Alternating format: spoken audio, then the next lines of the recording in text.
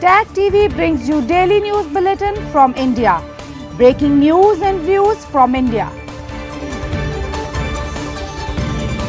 You're watching South Asia Newsline and here are the top stories we are tracking for you on Thursday, the 30th of January. Indian government calls all-party meeting ahead of budget session. Conference in UK flags rights violations in Sindh and Balochistan. And Sri Lanka defends Navy's actions after firing incident with Indian fishermen.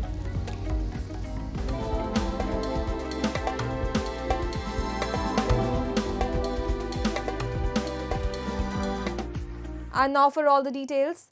Ahead of the budget session of the Indian Parliament, an all-party meeting was held at the Parliament Annex building in New Delhi. The meeting was chaired by Union Ministers including Rajnath Singh, Kiran Rijiju, JP Nadda and Arjun Ram Meghwal. Leaders from the different political parties including Congress leader Jairam Ramesh and TMC's Derek O'Brien were present in the meeting. Before the commencement of the meeting, RSP MP N.K. Premchandran said that this is a routine meeting which is conducted before the parliamentary session, adding that the opposition is ready to have a smooth functioning of the parliament. The budget session will begin from Friday and will conclude on April 4. The budget will be presented on February 1. The parliament will have an inter-session break from February 14 and the two houses will resume their sittings on March 10. I participate today in this all-party meeting regarding the coming session, President address as well as the finance budget is going to submit this 2025. This is the important session is going to take place. On behalf of the main concern about regarding the new government has formed in Sri Lanka, and we know very well.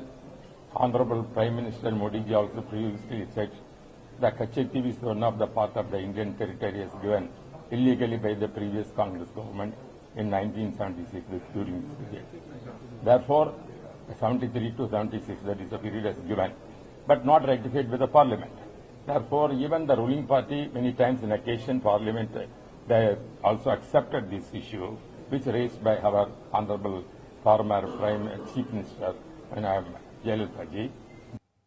Days after United States President Donald Trump called for return of the US military equipment from Taliban-controlled Afghanistan, Pakistan has also raised concern.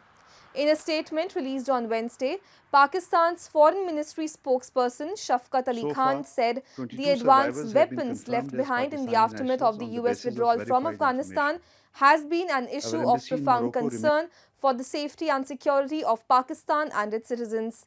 He further said these weapons have been used by terrorist organizations, including the TTP, to carry out terror attacks in Pakistan.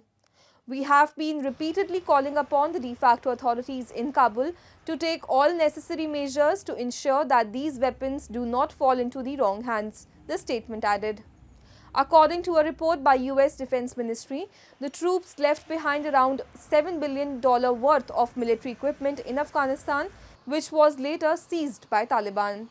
Trump, before his presidential inauguration, had threatened actions against Afghanistan if they failed to return the equipment. However, media reports suggest the Taliban has reportedly refused to return any of the military equipment and urged the US to provide them with more advanced weapons to fight Daesh or Islamic State.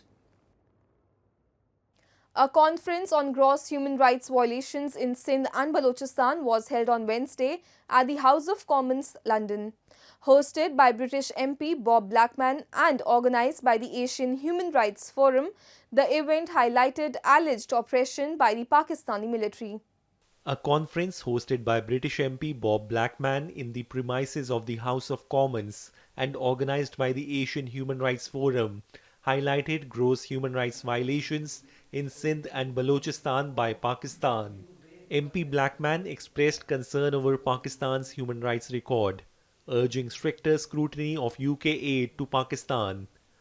Speakers including activists Arif Ajakia, Dr. Hidayatullah Bhutto of World Sindhi Congress and Dr. Khurshid Karim of Baloch Human Rights Council flagged concern over issues such as land grabbing, enforced disappearances, and resource exploitation.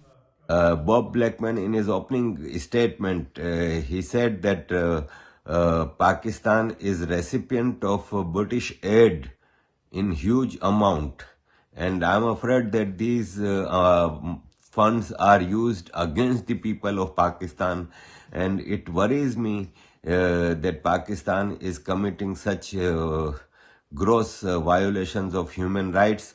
And World Sin Congress organizer for Europe and UK, Dr. Hidayatullah Bhutto, in his statement, spoke very nicely about Sin's problems.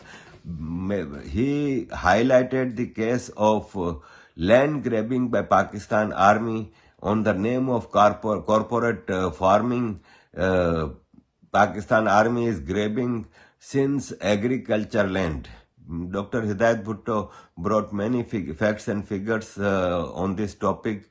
Then Dr. Khurshid Karim from Baloch Human Rights Council presented Baloch case, and he explained that how natural resources of Balochistan are exploited by Pakistan Army for their benefit, and Baloch people are not getting anything. There are no medical facilities, there are no education, there is no safe drinking water.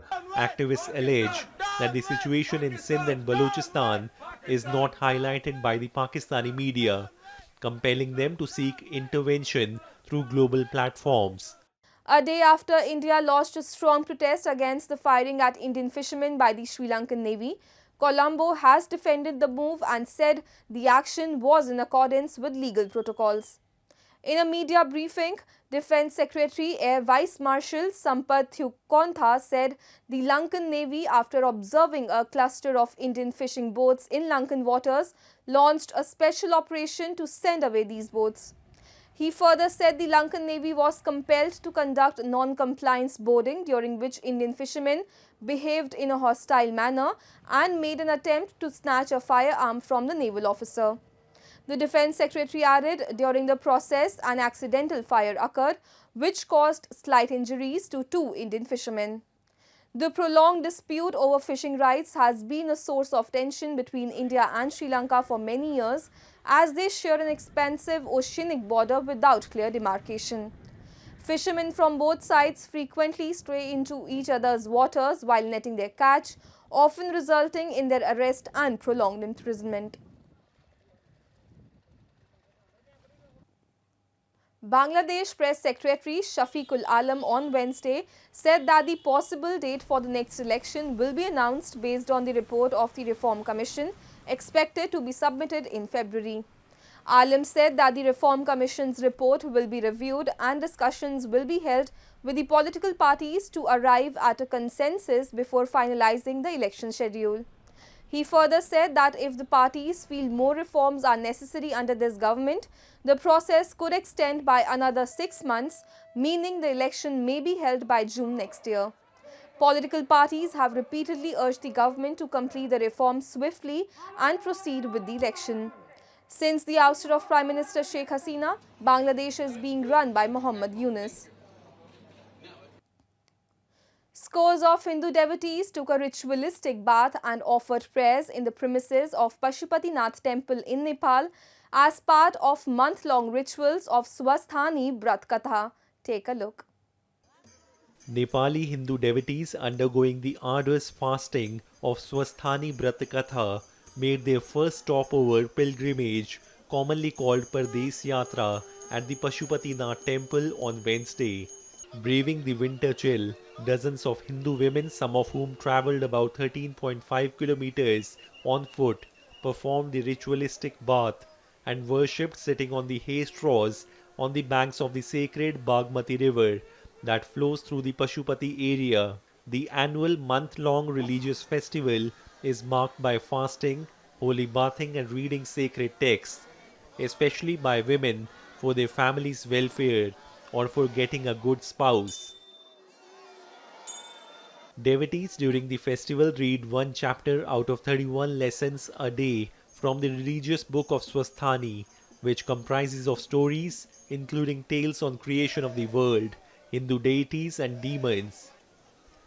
As part of the rituals, they do not eat foods cooked by others. They only eat rice, sugar, peas, amongst other foods that are considered sacred. On the final day of the fasting, all the offerings made to different gods are immersed in the river. That's all in tonight's edition. We will see you same time tomorrow. Good night.